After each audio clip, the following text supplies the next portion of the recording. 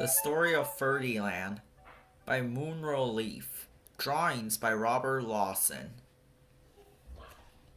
Once upon a time in Spain, there was a little boy and his name was Ferdinand.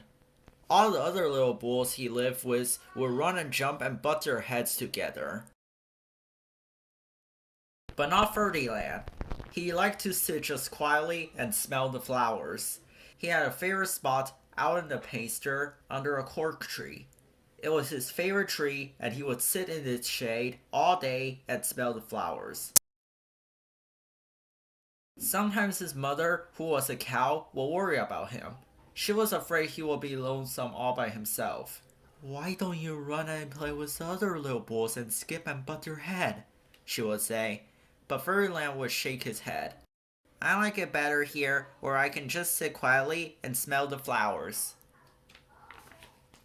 His mother saw that he was not lonesome, and because she was an understanding mother, even though she was a cow, she would let him just sit there and be happy.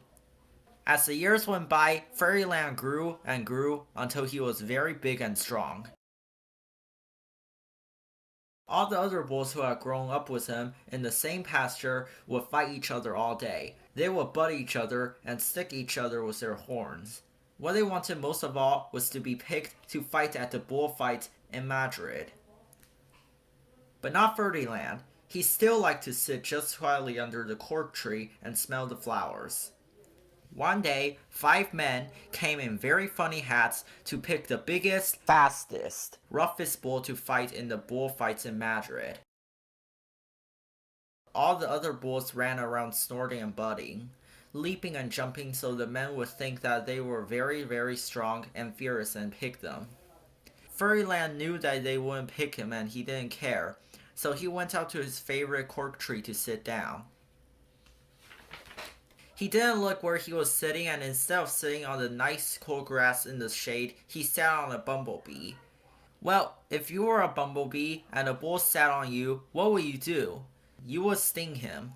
And that is just what this bee did to Ferdinand. Wow, did it hurt.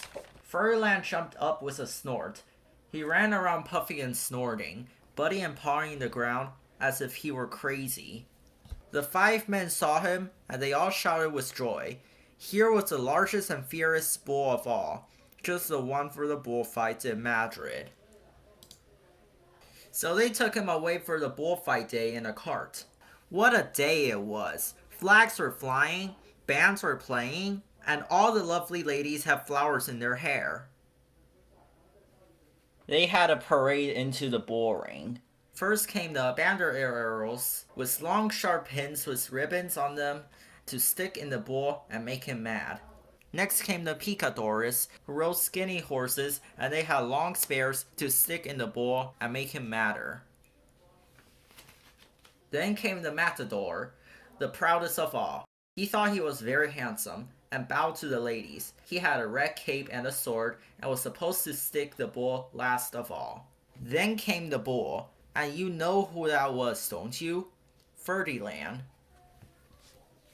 They call him Ferdinand the Fierce, and all the banderillas were afraid of him, and the picadores were afraid of him, and the matador was scared stiff. Ferdinand ran to the middle of the ring, and everyone shouted and clapped because they thought he was going to fight fiercely and butt and snort and stick his horns around. But not Ferdinand. When he got to the middle of the ring, he saw the flowers in all the lovely ladies' hair, and he just sat down quietly and smelled. He wouldn't fight and be fierce no matter what they did. He just sat and smelled.